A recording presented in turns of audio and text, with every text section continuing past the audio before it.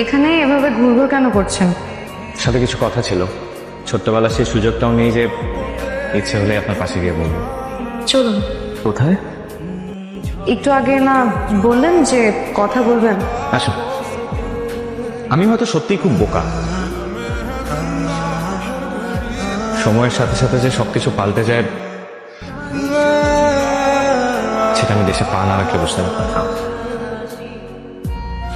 এগুলো আপনার কাছেই থাক, এগুলো দিয়ে আমার কোনো কাজ নেই। আপনার যে আমাকে পছন্দ হয়নি সেটা আমি বুঝে গেছি। পরশুদিন আমার ফ্লাইট, আপনার সাথে হয়তো আমার কখনো আর দেখা হবে না, তবে আপনি সবসময় ভালো থাকবেন, নিজের মনের কথা শুনবেন, মন যা বলে তাই করবেন। মা দেখো তো এই চুড়ি দুটো চিনো কিনা? না, কার চুরি? কোথায় পেয়েছিস? এটা আমার ছোটবেলার চুড়ি, তুমি তো কিনে দিয়েছিলে মেলা থেকে,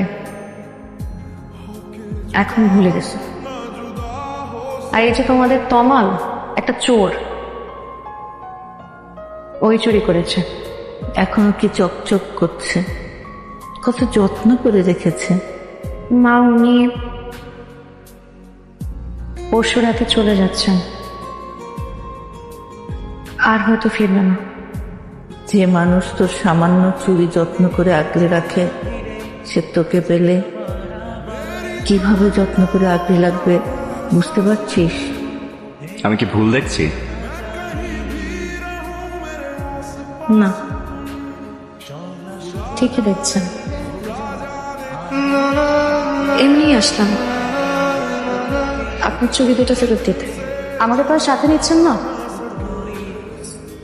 সারা জীবন কি নিয়ে থাকবেন? ভেবে দেখলাম আপনার চুড়ি দুটো নিয়ে খুব ভালো থাকবেন, তো থাকুন, আমিও বিয়ে করে ফেলব, আপনাকে দাওয়াত দিব। আর যদি বাচ্চা হয় তাহলে ওদের ছবি পাঠাবো আপনাকে। কিন্তু আমার অপরাধ? আপনার অপরাধের তো শেষ নাই, সেই ছোট থেকে চালাচ্ছেন আমাকে।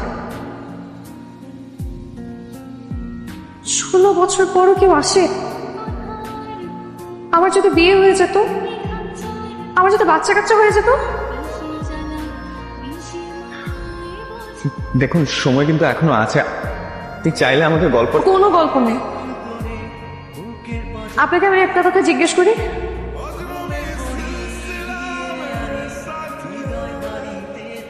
বিয়ে করবো আমি আপনাকে,